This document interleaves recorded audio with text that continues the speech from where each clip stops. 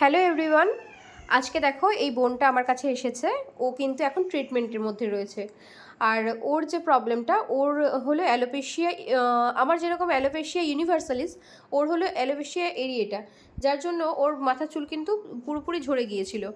তো ও যেখানে ডক্টর দেখাচ্ছে, আগে যেখানে ট্রিটমেন্ট করেছিল সেখানে প্রচুর পরিমাণে স্টেরয়েড দিয়েছিল, যার জন্য ওরও বডি ওয়েট অনেক গেইন হয়েছিল।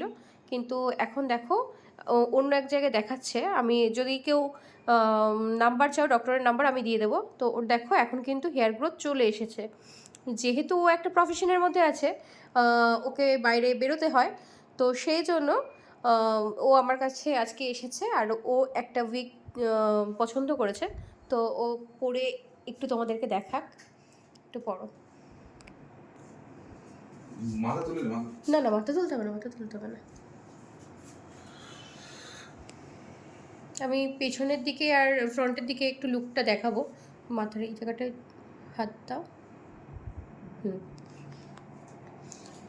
এবারে ইয়ে করো। দেখো এই মানে এটাই, আমি ওর মুখটা দেখাতে পাচ্ছি না। উঠে দাঁড়াও পেছন দিক করে।